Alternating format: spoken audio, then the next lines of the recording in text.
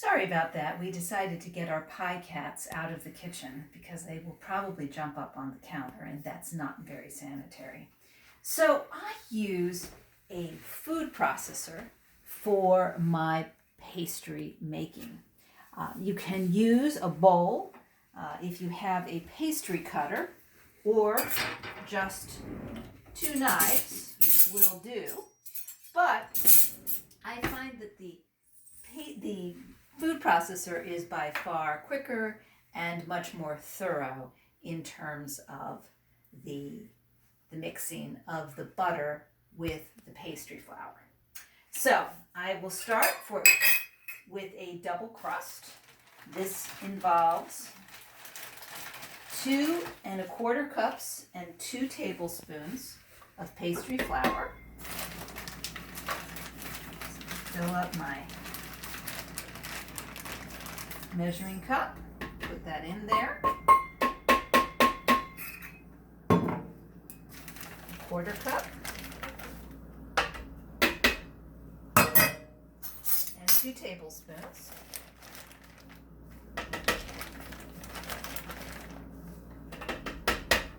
Okay. I will also add salt. Now, if you are making a crust for a quiche or some sort of savory pie, you want to put a bit more salt in there. That's not salt. This is actually Bakewell cream baking powder. I'll put that in first. I'm putting in a 1/4 teaspoon of the Bakewell cream baking powder. Okay, the baking powder helps lift the flour and help create that sort of nice flakiness in the crust. So as I was saying, with the salt, you want to add a little more salt if you are making a savory pie, like a quiche. It's caked up a little bit. If you're using the crust for a sweet pie, like the cherry pie that I'll be making tonight, you may want to just put a 1/4 teaspoon in there. So put that in there. We put it on our top here. I'll move this out of the way and pulse it a little bit to mix the baking powder with the salt and the flour. Okay, so we've done that. Now the next thing we do is we will add 4 1/2 ounces of butter. And the butter has been cut up to be little squares. This helps with the consistent mixing of the fat, the butter, in with the flour. So I'll just dump that in there. And this was just freshly taken out of the refrigerator. It's important to keep things as cool as possible. It's not so much the heat that causes the gluten to develop, but that does catalyze the reaction and makes the gluten develop more quickly. So I will put this lid on, I will turn on the food processor, and I will process for 20 seconds.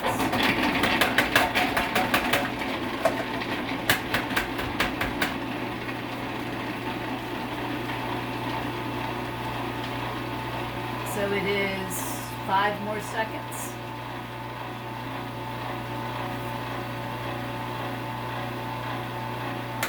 And off. Now you won't see too much of a difference in terms of the consistency, but it will start to get looking a little more granular.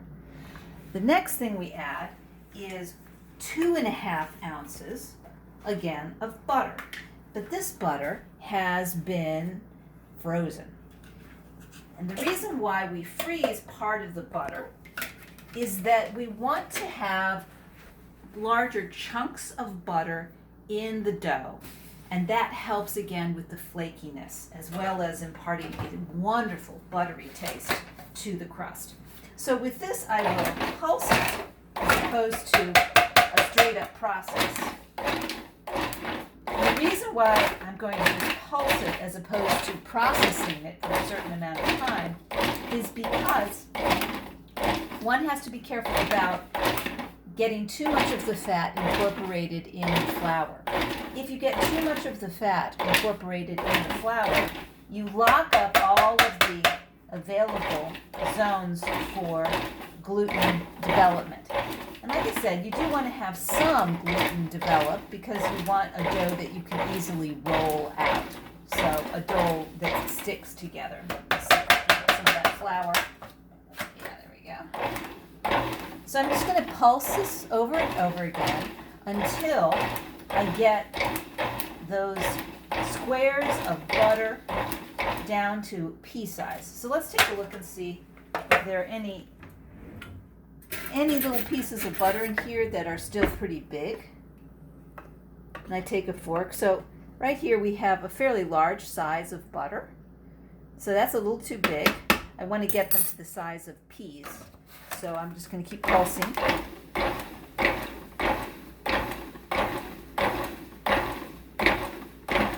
So we can get those frozen pieces of butter down to the size of peas.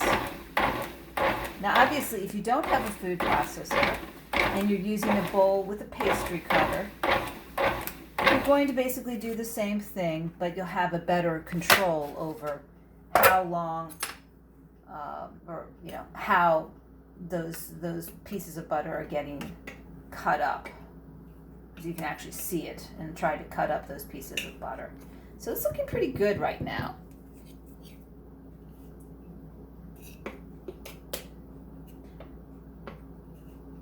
So there we are. I see some pieces that are about the size of butter. I'm sorry, of a pea. I see some